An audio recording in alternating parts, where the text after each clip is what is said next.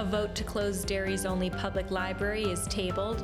A special tribute concert celebrates Fred and Joanne Rogers at St. Vincent College, and officials are working to move forward with improvements at Ligonier Beach. It's June 6th, 2026. I'm Abigail Hakis, and this is your Bulletin Brief. The future of Derry's only public library remains undecided after a packed meeting Thursday night. Hearing passionate pleas from residents, the Derry Area School Board voted to table a planned vote that could have led to the closure of Caldwell Memorial Library.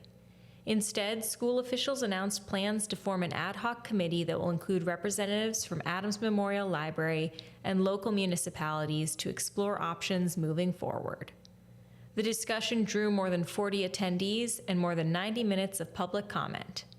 Residents, local officials, and library supporters spoke about the importance of preserving a public library in the community and questioned some of the reasons given for the proposed closure. School leaders have been considering consolidating the high school library, where Caldwell Memorial Library operates outside of school hours, into the middle school library as part of broader renovation plans. Officials have cited low foot traffic, costs associated with future renovations, and concerns about operating a public library on school grounds. But supporters argued the library provides far more than book circulation, serving as a community gathering space and educational resource. Derry Borough Mayor Nathan Bundy told the board his goal is to preserve public library service in the community, regardless of what form it ultimately takes.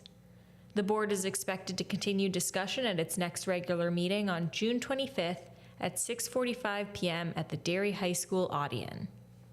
And in Latrobe, the legacy of Fred and Joanne Rogers was celebrated through music this week at St. Vincent College during Mr. Rogers Family Days. Nearly 300 people attended a special concert at the Fred Rogers Institute called Sounds of the Neighborhood, a classical tribute featuring the pianos of Fred and Joanne Rogers. For the first time since the deaths of the Rogers, their pianos were moved from the Institute offices and played publicly before a live audience. Pianists and sisters Gloria Cook and Cynthia Lawing performed a program that opened with "It's a Beautiful Day in the Neighborhood." Cook, a longtime friend of the Rogers family, said playing the instruments brought back memories of the couple and the warmth they shared with others. The event had been years in the making and was designed to not only honor Fred Rogers, but also Joanne Rogers and her contributions to music and the arts. Audience members filled the room, many drawn by both their love of music and the lasting impact of Mr. Rogers' message of kindness and community. The evening concluded with a standing ovation lasting over a minute. And over in Ligonier Township, work continues on plans to make Ligonier Beach more usable this summer. The newly formed Ligonier Beach Committee held its first meeting this week to discuss a 90-day improvement plan for the property.